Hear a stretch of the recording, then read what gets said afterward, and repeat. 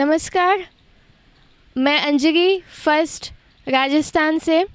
आज हमारे साथ में व्यापार मंडल के अध्यक्ष और बाबा रामदेव सिरोही के एमडी श्रीमान रघु भाई विशेष चर्चा के लिए साथ में जुड़े हैं। तो आइए उनसे कुछ सवाल पूछते हैं। आपका स्वागत है रघु भाई, सबसे पहले तो। और मैं आपसे ये पूछना चाहूँगी कि एक व्यापारी बनने की मन में कैसे आई? मैं बचपन से ही, जब मेरी स्कूल की पढ़ाई पूरी होने के बाद मेरे बड़े भाई जो चाय की लॉरी यहाँ चलाया करते थे, उस वक्त से मेरा मन धंधे के अंदर लगा और मैं रात दिन खेती के साथ साथ स्कूल से आने के बाद व्यवसाय में लगा रहता था। चाय की होटल थी, चाय बनाना और सर्विस करना, इस तरह की। और एक मन में ऐसा हुआ कि मैं क्यों नहीं एक दिन बड़ी होटल के रूप में कार्य करूं। उसी को लेकर मैंने एक मन में हुआ और आज इस मुकाम पर पहुंचा हूं। और बिल्कुल आपका परिश्रम आज हम सब देख ही रहे हैं। मैं ये पूछना चाहूँगी कि नौकरी या व्यवसाय के दौरान आपके साथ कोई एक ऐसी घटना या कोई वाकया हुआ हो जो आप जनता से शेयर करना चाहेंगे? देखिए, व्यवसाय में कई तरह की, एक होटल व्यवसाय तो ऐसा होता है जो अलग अलग तरह के कई ग्राहक आते हैं। एक बार की ज़रूर मैं बताऊंगा। मेरा एजुकेशन कम, मैंने 8वीं पास करने के बाद में, स्कूल छोड़ने के बाद मैं इस व्यवसाय में जुट गया था। लेकिन एक बार की जब घटना हुई थी कि मेरे यहाँ पर एक फॉरेनर्स कस्टमर आए, 32 जने थे और उनका गाइड साथ में था। उन्होंने मुझे एक रोटी और सब्जी का ऑर्डर दिया। मैंने रोटी सब्जियां बनाई, उनके टेबल पर लगाई और 15-20 मिनट तक मैं उनको कहता रहा कि भाई साहब खाना खाइए, खाना खाइए। एक भी वो फॉरेनर्स ने खाना खाना चालू नहीं किया। तो मैं तुरंत उनके गाइड को बुला कर लाया और मैंने उनको बताया कि भाई साहब खाना नहीं खा रहे हैं। तो उन्होंने आके अंग्रेज़ी में उनको समझाया तो वो बड़े हंसे और उन्होंने सोचा कि भाई, उन्होंने जब बताया कि मैंने ये सोचा कि ये रोटी राजस्थान में स्पेशल कोई प्लेट के अंदर कवर है और चपाती इसमें आने वाली है। तो उस दिन मुझे ये सदमा लगा कि मैं अंग्रेज़ी पढ़ा होता और मैं आगे और पढ़ा होता था, मैं इस व्यवसाय को और कितने ढंग से कर सकता था। तो मैंने बाद में ज्यों मुझे ऐसा लगा तो मैंने 10वीं पास की, फिर मैंने 12वीं पास की। तो ये मेरे लिए एक जीवन में बहुत बड़ा ऐसा था कि उस दिन से मैं मेरे युवा भाइयों को भी कहना चाहूँगा कि एजुकेशन करने के बाद आप जो बिज़नेस करोगे तो वो बहुत ऊंचाइयों तक आप पहुँच पाएंगे। जी बिल्कुल। और मैं ये भी आपसे पूछना चाहूँगी कि खेती में, कृषि में आपकी बहुत रुचि है। आप युवाओं को कुछ कहना चाहेंगे इस बारे में? बिल्कुल, मैं कहना चाहूँगा। मुझे बचपन से ही खेती का बड़ा शौक़ रहा है। वैसे पुश्तैनी हमारा मेन बिज़नेस ही खेती का था। और जब मैं स्कूल से आता था उसके बाद चाय के होटल पे भी रहता था, लेकिन जब भी समय मिलता था तो मैं उससे जाकर खेती के लिए काम करता था। और वो बचपन से मेरा शौक़ ऐसा रहा कि आज जहाँ भी ये प्लांटेशन देख सकते हैं तो मेरे हाथ के लगे हुए प्लांटेशन। आज जहाँ भी मैं करता हूँ तो प्लांटेशन, आज भी दिन में 2-3 घंटे मेरे खेती में ही बीतते हैं। और मैं नई नई तकनीक से जैविक खेती पे बहुत ज़्यादा ध्यान दे रहा हूँ। और मेरे देश के युवाओं को, मेरे किसान भाइयों को कहना चाहूँगा कि आप भी अगर जीवन में आगे बढ़ना चाहते हैं, पैसा कमाना चाहते हैं और साथ ही साथ एक अपने देश के हित का कार्य करना चाहते हो, क्योंकि आज के ज़माने में जितनी खेती होती है उसमें पेस्टिसाइड यूज होता है, रसायन खाद यूज होते हैं, उससे देश के अंदर घातक बीमारी, कैंसर की बीमारी फैल रही है। तो मैं तो मेरे युवाओं को कहना चाहूँगा कि पढ़ लिख कर आप खेती में, लोग कहते हैं ऐसा नहीं, लेकिन खेती में बहुत बड़ा स्कोप है। आप ऑर्गेनिक पे जाइए, आप जैविक खेती करिए, आप अच्छी ग्रेडिंग करिए, आप मार्केट में आप अच्छा प्रोडक्शन लाओ तो आपको रेट भी मिलेगी। तो मैं युवाओं को ये कहना चाहूँगा कि जैविक खेती पर और ध्यान देवें और उसको, किसान भाई भी जैविक खेती पर ध्यान देकर बहुत अच्छी आमदनी ले सकते हैं। जी सर।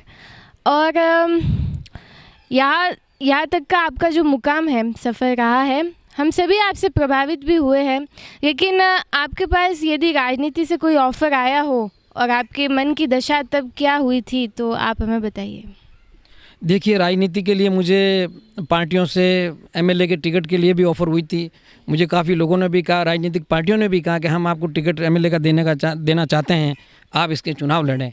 लेकिन मैं ये सोच रहा था कि मैंने सोचा कि राजनीति में नहीं जाकर भी लोगों की सेवाएं करनी है, तो मैं सेवा बहुत मेरे से जितनी भी होती है मैं हमेशा सेवा में तब तक रहता हूं, और राजनीति से दूर रहकर भी अपन सेवा कर सकते हैं, तो मैं राजनीति पसंद नहीं करता हूं और इसलिए मैं राजनीति में नहीं गया। जी सर, अब अगला सवाल मैं आपसे पूछती हूँ।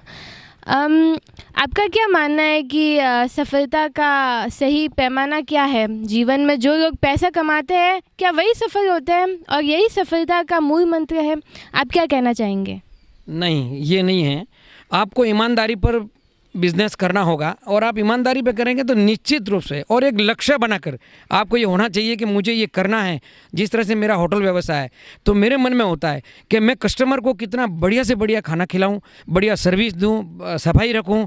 तो मैं अगर इतनी हर चीज़ का ध्यान रखता हूं, तो चाहे कोई भी व्यवसायी हो, चाहे मैं तो कह रहा हूँ कि खिलाड़ी क्यों नहीं होता, लेकिन खिलाड़ी के मन में एक लक्ष्य होना चाहिए कि मैं उस मुकाम पर पहुँचने के लिए रात दिन मैं प्रैक्टिस करूँ, एक्सरसाइज करूँ, मेहनत करूँ, तो आदमी अवश्य एक दिन ऊपर पहुंचता है। और पैसा कमाना ही बहुत बड़ी बात नहीं है। पैसा कमाने के बाद में पैसों का सदुपयोग करना, लोगों की सेवा में करना, ऐसे तबके के लोग हैं जो आज इस जीवन भर जो इस ज़माने में दुखी हैं। तो पैसा कमाने के बाद जब अगर लोगों की सेवा में कुछ अपना फंड, अपना पैसा लगाकर एक समाज सेवा का जो आनंद मिलता है, मैं समझता हूँ कि पैसा कमाने के बाद अपने परिवार के अच्छे संस्कार हो और लोगों में अपने द्वारा गरीब लोगों के लिए जो सेवा का भाव रखें और हमेशा सेवा का काम करें, वही मैं उसको बहुत बड़ा पैसे वाला समझता हूँ। आप उन युवाओं को क्या कहना चाहेंगे जो जीवन में आई हुई कठिनाइयों से घबरा जाते हैं, हताश हो जाते हैं और आत्महत्या कर जाते हैं? मैं उन्हें यही कहना चाहूँगा कि कभी किसी भी, चाहे परीक्षा देने वाले स्टूडेंट्स हैं हमारे, उनको भी कहना चाहूँगा कि कभी आपको ये मन में ऐसा नहीं लाना चाहिए कि मैं ये कार्य कर रहा हूँ, मैं एग्ज़ाम दे रहा हूँ, मैं फ़ेल हो जाऊँगा, फ़ेल हो गया हूँ तो फ़ेल हो, अरे दोबारा आप कोशिश करिए। कोशिश करने वालों की कभी हार नहीं होती, लेकिन आपको कोशिश, आपका मन और लक्ष्य लेकर चलना होगा कि मैं ये मुकाम हासिल करके रहूँगा, तो उसकी कभी हार नहीं होती। मैं उन्हें यही कहना चाहूँगा, हौसला रखिए और आप मेहनत करिए, एक दिन ज़रूर सक्सेस होंगे और अपने मुकाम पर पहुँचेंगे।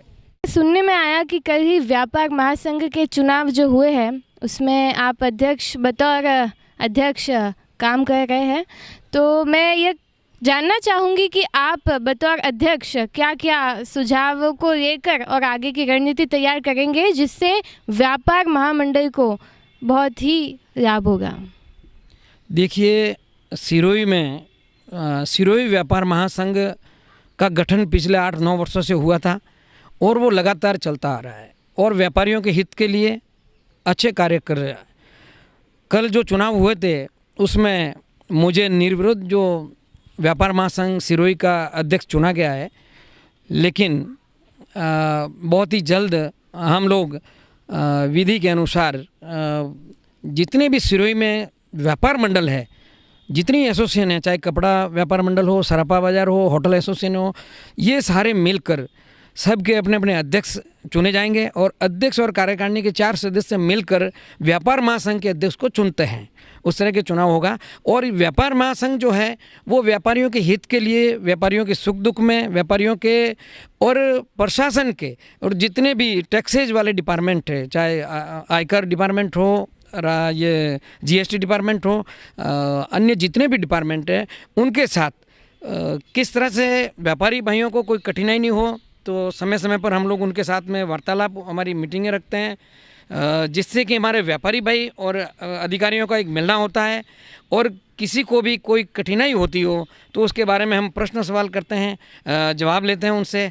और पुलिस प्रशासन के साथ मिलकर व्यापारी भाई कैसे एक समन्वय बनाकर व्यवस्था को, कानून व्यवस्था को, जिस तरह से ट्रैफिक जाम नहीं हो या व्यापारी भाइयों को शहर में परेशानी नहीं हो, उसके लिए हम समय समय पर चाहे जिला प्रशासन से हो, जिला पुलिस प्रशासन से हो, मिलकर हमारी एक मीटिंग होती है और इसके माध्यम से हमारा व्यापार कैसे बढ़े और व्यापारी भाइयों के एक दूसरे के आपस में जुड़े कैसे रहें, सब भाइयों की तरह बनकर कैसे रहें और हमारा सिरोही का व्यापार कैसे आगे बढ़े, बहुत आगे प्रगति हो, इसके लिए ये व्यापार मंडल के अध्यक्ष जो हमारा व्यापार मंडल है वो काम करता है। और मैं सोचता हूँ कि आने वाले समय में हमारे सिरोही व्यापार महासंघ के द्वारा बहुत अच्छे कार्य किए जाएंगे और समय समय पर प्रशासन के साथ मिलकर हम एक ऐसा सिरोही का व्यापार संघ को ऐसा बनाएंगे कि उनके व्यवसाय में भी बहुत प्रगति होगी, ऐसा हमारा व्यापार संघ कार्य करेगा। जी, और व्यापार महासंघ का अध्यक्ष बनने पर आपको पुनः बधाई और शुभकामनाएं देती हूँ। और फर्स्ट राजस्थान से बात करने के लिए, विशेष चर्चा के लिए समय देने के लिए आपका बहुत बहुत धन्यवाद।